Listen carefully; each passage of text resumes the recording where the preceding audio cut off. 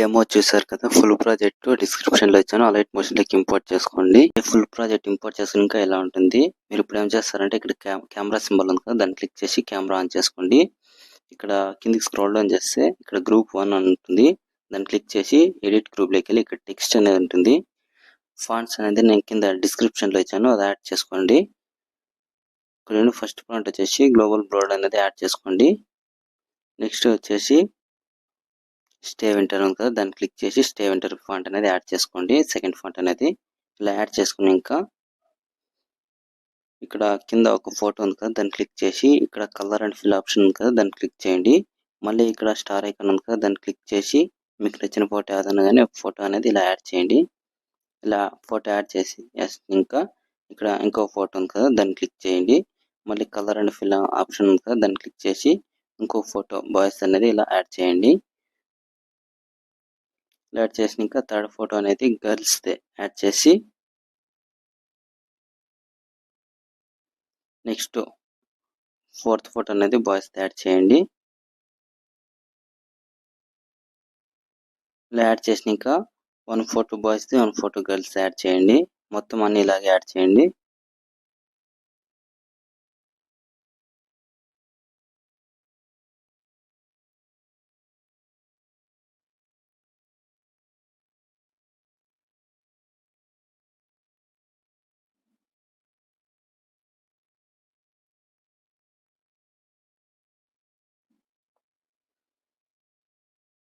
Last photo ఉంది కదా, last 18.1 second దగ్గర కింద ఒక ఫోటో ఉంది, దాన్ని క్లిక్ చేసి కలర్ అండ్ ఫిల్ ఆప్షన్ లోకి స్టార్ ఐకాన్ మీద క్లిక్ చేసి ఒక ఫోటో అనేది యాడ్ చేయండి.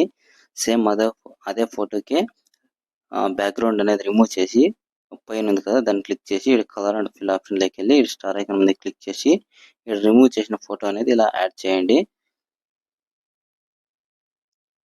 ఇలా యాడ్ చేసినాక ఇంకా ఫోటోస్ పైన టెక్స్ట్ ఉంది కదా, ఆ టెక్స్ట్ లోకి వెళ్ళి ఎడిట్ టెక్స్ట్ ఉంది కదా, దాన్ని క్లిక్ చేసి టెక్స్ట్ అనేది యాడ్ చేయండి. ఇలా యాడ్ చేయండి టెక్స్ట్ అనేది. సేమ్ మొత్తం ఫాంట్స్ అనేది ఇచ్చాను, సేమ్ అన్ని ఇలాగే యాడ్ చేయండి.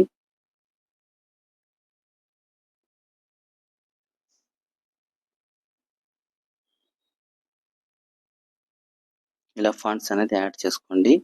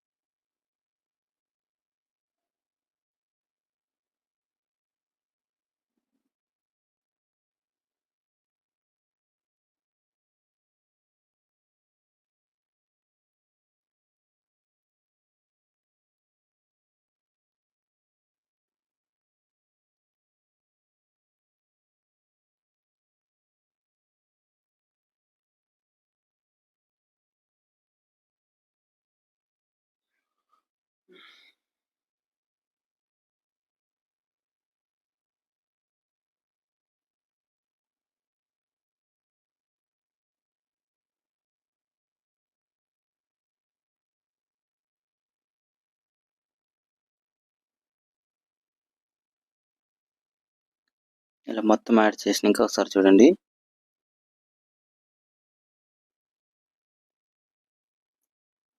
వీడియో అనేది క్రియేట్ అయిపోతుంది. మీరు ఇప్పుడు ఏం చేస్తారంటే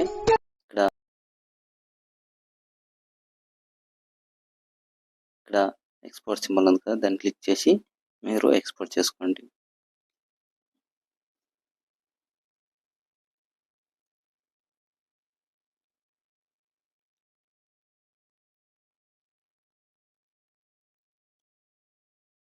ఎక్స్పోర్ట్ చేసినాక ఇక్కడ సేవ్ అని ఉంది కదా, దాన్ని క్లిక్ చేసి సేవ్ చేసుకోండి.